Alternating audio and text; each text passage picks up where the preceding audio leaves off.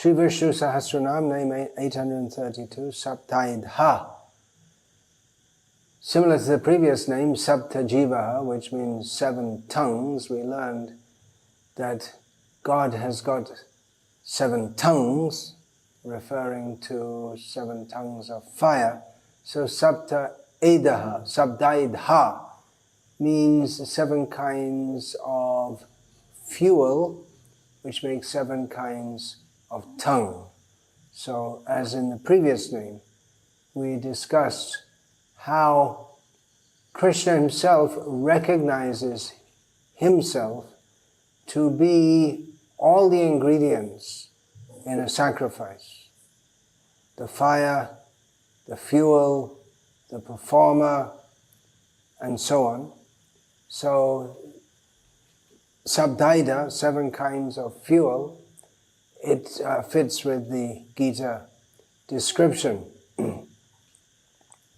Different kinds of fire, or different kinds of flames, to be more precise, different kinds of flames, the jiva, sapta jiva, 7 kinds of flames, they are said to be reliant upon different kinds of fuel.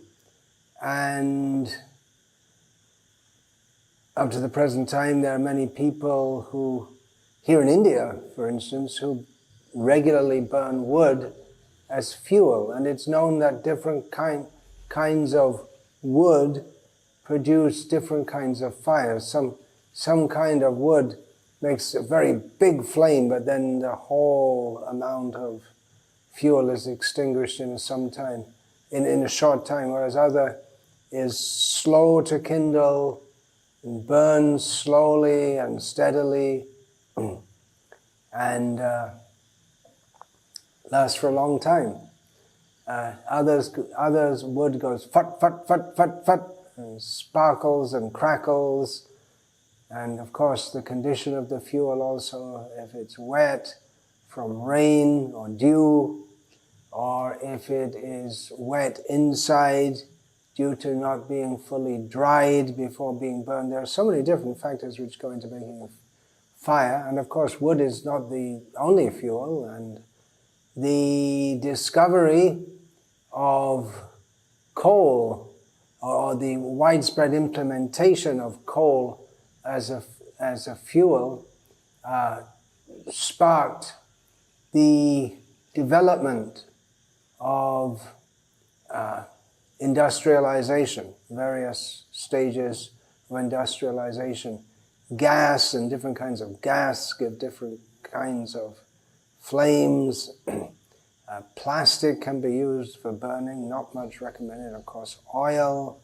There are so many different kinds of fuels that can be used, but particularly the 7 kind of fuels here being mentioned are specific to performance of yajnas. Which kind of wood, we don't use coal for yajnas or any other fuel, wood must be used for burning in yajnas, and specific kinds of wood must be used for specific kind of yajnas, which are performed with specific results in mind. So it's a very detailed science. It's not just the specifics and the rituals and what has to be done, in which order and by which kind of people and at which time and in what way. That's a major part of the science that describes the external procedures or what can be observed externally in the performance of the yajna.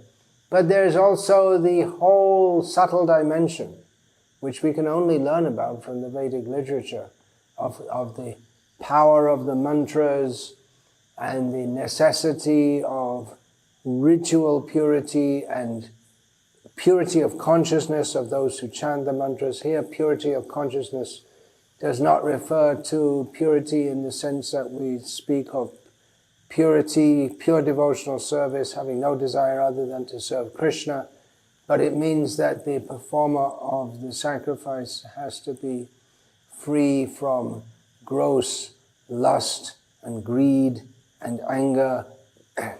One cannot perform a sacrifice, for instance, just after having copulated.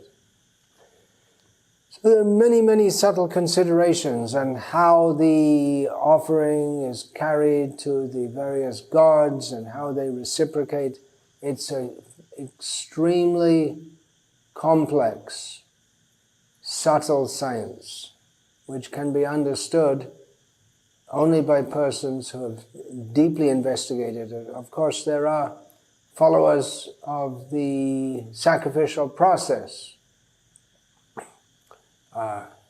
the karma mimamsakas, who say that, well, we don't need to understand how it works, we just follow the process and we'll get the result of going to heaven.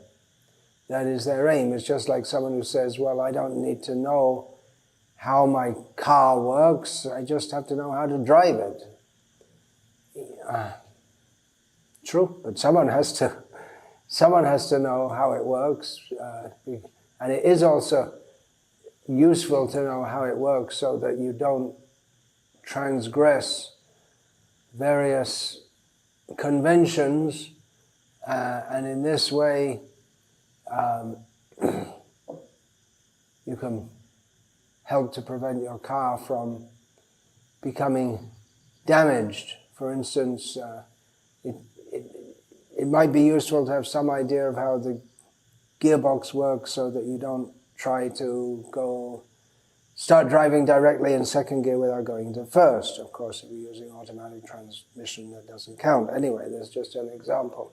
So this is a whole very complex science of yajna, and highly trained brahmanas would understand how it works, and they could detect any slight deficiency in the process, because any slight deficiency in the process of performing yajnas on the path of karma kanda, particularly in the path of karma kanda, can lead to not only non-effects, not only would the yajna not work, but it can lead to disastrous effects, or effects opposite to that for which the yajna was performed.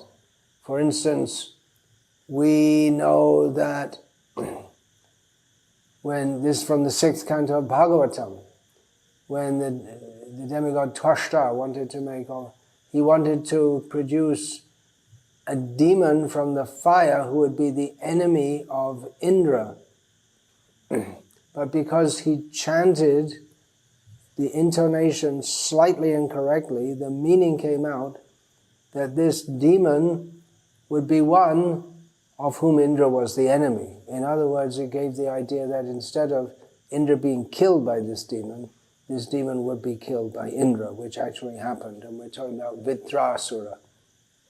Anyway, I digress, but I'm just giving a little background as to the complexity of the subject we're talking about. It's not just someone dreamed up some Vishnu Sahasranama and threw in the name 7 fuels just because they had to imagine something to fill up 1,000 names.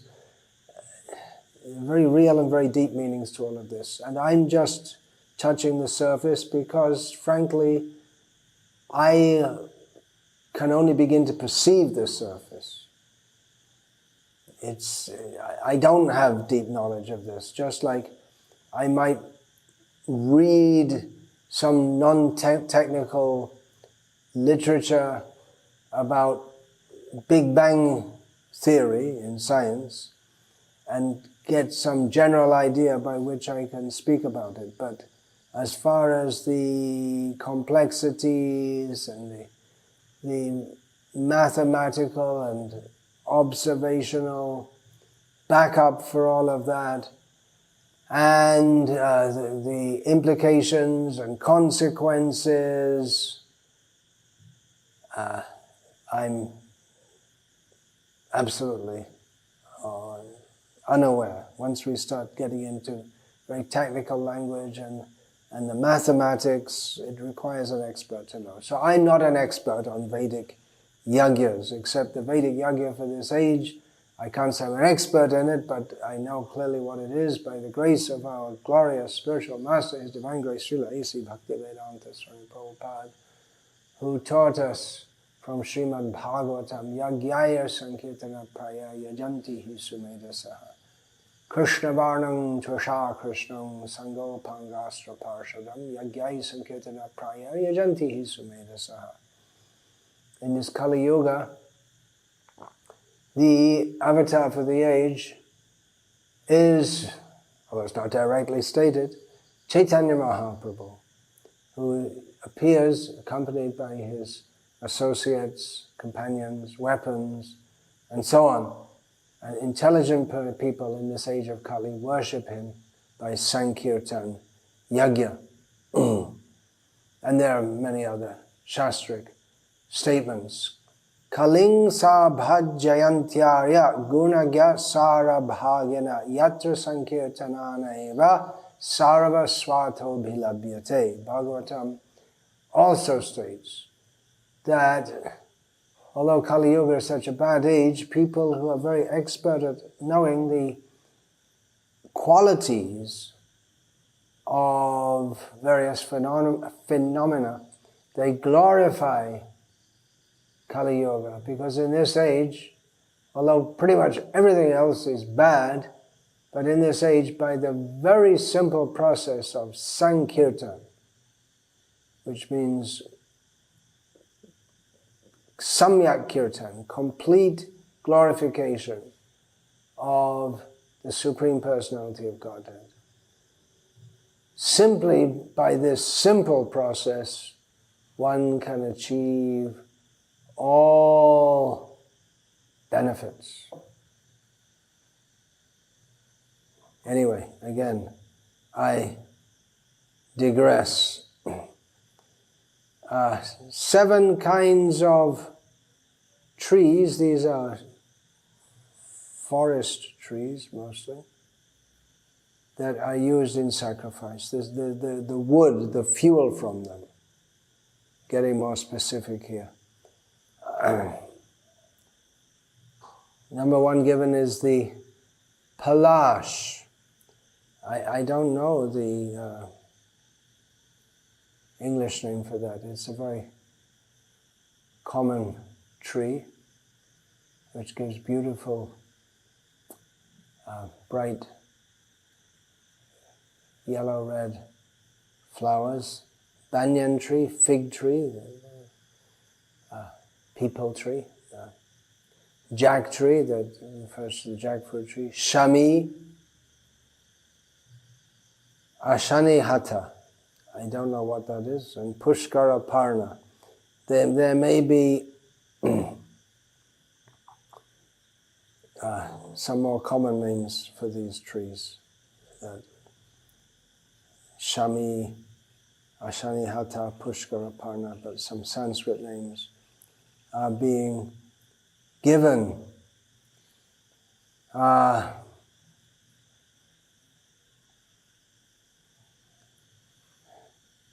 One verse which I didn't quote yesterday, which could be quoted now, specifically uses the term edha for fuel, but in a slightly different context, not specifically in the context of yagya. This is from Bhagavad Gita.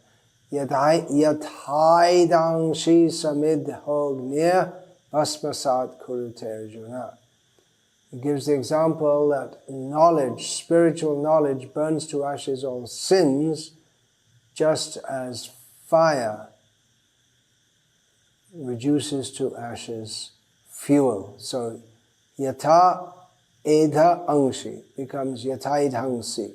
This is from Bhagavad Gita, 4th chapter. So, pulling all these different thoughts together, Parashara Bhatta uses the meaning of fuel for edhas and gives the understanding of the name of Saptaidha as one who shines like fire through the 7 kinds of fuel. So it's very similar to the previous name, but it's specifically brings in the concept of fuel. And Parashara Bhatta lists various kinds of sacrifices and offerings in those sacrifices, which are further described by another sub-commentator, Sri Srinivasa Raghavan. Parashara Bhatta tells about 3 different kinds of sacrifices. Paka Yagya, that's based on cooked food. That means cooked food is offered. So that in that sense, in the sense that we're discussing, it becomes the fuel. So the specific names of these kinds of sacrifices are Upasana, Vaishvadeva, Stali Paka. Stali here means certain kind of rice. Ashtaka Shraddha, monthly ceremonies. Ishana Bali and Sarpa Bali. So these are all very technical terms. Sarpa Bali gives the idea of snakes. Havir Yagya, offerings in fire, of which Agni Hotra clearly means that. But also Darsha Purnamasa, Pinda Pitri Yagya, which is linked with the Ashtaka Shraddha, just mentioned. Pashubandha Agrayana Chaturmasya is another kind of Chaturmasya, fire sacrifices to be offered in the 4 months of Chaturmasya, and Sotramani. Then another kind, Soma Sangsta, which includes Agnishtoma, Atyagnistoma, Uktya, Shodasha, Vajapaya, Atiratra, and Aptoryama. I'm just saying these are technical terms. Probably very, very few people on this planet today who have any idea what all of this refers to. Shankaracharya gives a meaning of this name. Saptaidhangsi diptiyosya iti sabdhaidha agni. He who has 7 flames. So this is almost the same as the previous name, Saptajiva, but it emphasizes, in Shankaracharya's explanation here, emphasizes the effulgence in the flames. And another meaning can be given that the Supreme Personality of Godhead is worshipped through upasanam, various forms of rituals, along with the Vedic Kriya, the various activities that one is enjoined to perform. And there are 7 kinds of Vedic Kriya activities and rituals which are permitted or endorsed in the Vedas, and he is worshipped through all these Vedic rituals, and this explains the name Saptaidha. Another completely different meaning is given, that the 7 Saptarshis are born from the mind of the 4-headed Brahma, namely Marichi, Atri, Angi, Rasa, Pulascha, Pulaha, Kratu, and Vashishta. And so Saptaidha, Edha also gives the sense of Vridhamana, of expanding, Vridho, to grow, to prosper. So he who made the 7 grow and prosper. So like that, this name Saptaidha can refer to he who made the 7 prosper. So the 7 referred to here is understood to mean the Saptarshis. And like that, then we have other sets of 7. Marichi's son, Kashyapa, Atri, Bharadvaj, Vishwamitra, Gautam, Jamadagni, Vishishta. These 7 also. Other 7s, we can go to other 7s.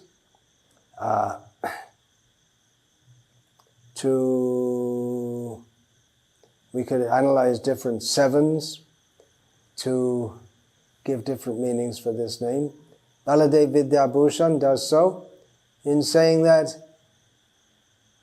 he combines Sapta to mean the 7 planetary systems and Aidha, fuel, to mean that the Supreme Lord in his form as Sankarshan burns like fuel the 7 planetary systems, namely Bhu, Bhuva, Swa, Maha, Jana, Tapa, Satya. He burns them to ashes at the time of devastation, the fire of devastation starting from the bottom of Patal. The Srimad Bhagavatam states that the fire from his mouth increases in all directions, with its flame upwards, being spread by the wind, and in this way Lord Sankarshan destroys the 7 planetary systems. Saptaidha Bhagavan ki jai. Vancha kalpatarubhyascha kripa sindhubhya evacha patitanam pavanebhyo Vaishnavebhyo namo namaha. Dante nithaya churnakang padayonipatya kritvacha kakashatam. Etad aham ravimi hey sadhava sakala eva vihaya durad. Gauranga chandra charane kulutana raga. Parivadatu jano yata tata va nanumukaro navayang vicharayamaha hari rasamadiramadati matta. Bhuvi vilutama nartama nirvishama. Hare Krishna, Krishna Krishna, Hare Hare, Hare Rama, Rama Rama, Hare